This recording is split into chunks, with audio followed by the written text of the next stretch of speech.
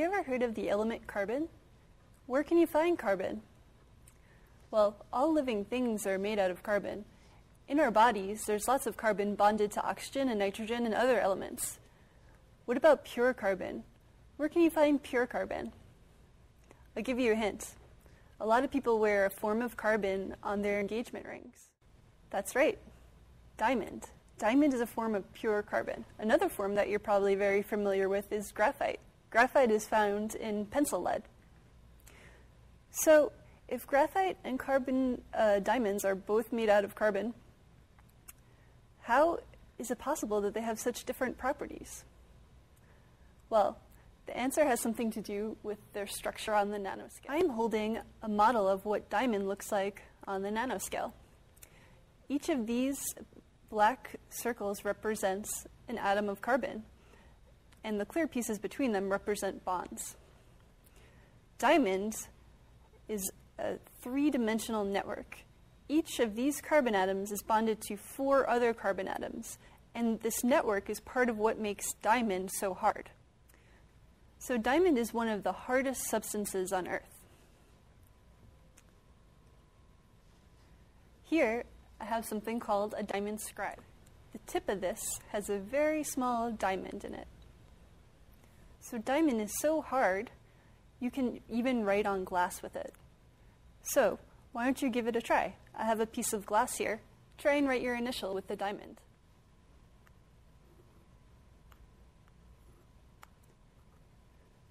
As you can see, the diamond writes very easily on the glass. Why don't you try writing on the glass with the carbon in a graphite pencil?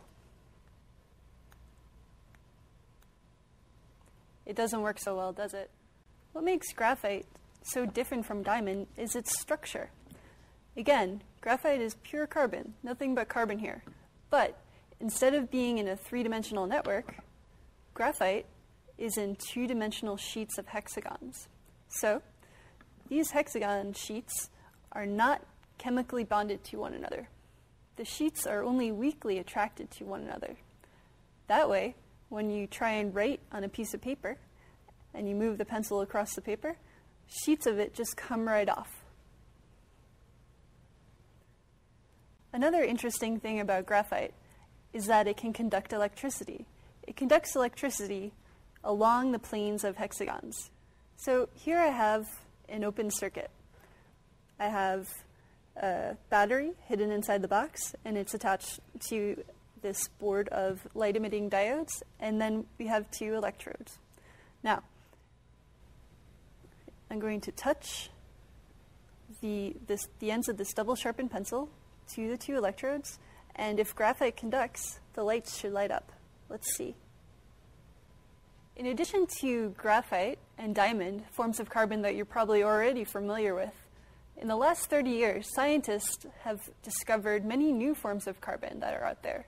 And I'm going to tell you about 2 of them. The first one is called the Buckyball, or the Buckminster Fullerene. The Buckyball was named for Buckminster Fuller. He's the architect that built the geodesic dome at Disney's Epcot Center called Spaceship Earth. And his buildings resemble the Buckyball. So, what can Buckyballs be used for?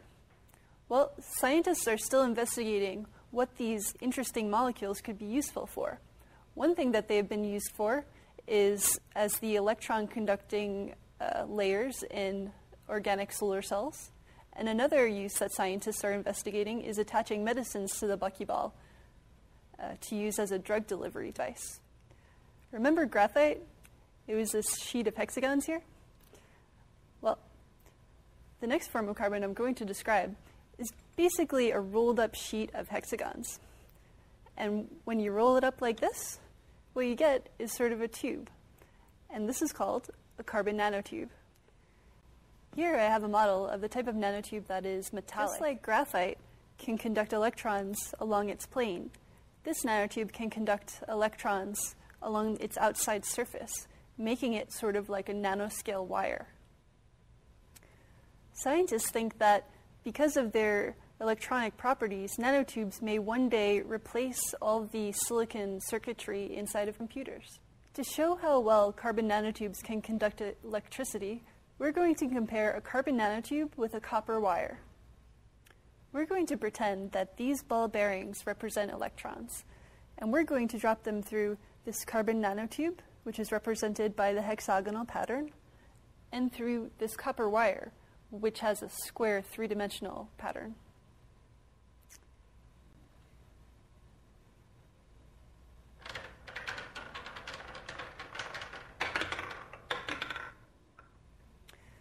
Most of the time, the carbon nanotube wins the electron race. This is because in the carbon nanotube, the electron can only travel on the outside of the tube, which means that there's less opportunity for scattering. In the copper wire, the electron can go through the entire volume of the tube. This means more scattering and a slower movement of electricity. You've just learned about 4 different forms of carbon: diamond, graphite, buckyballs, and carbon nanotubes. They all have very different structures on the nanoscale, and these different structures lead to them having very different and interesting properties.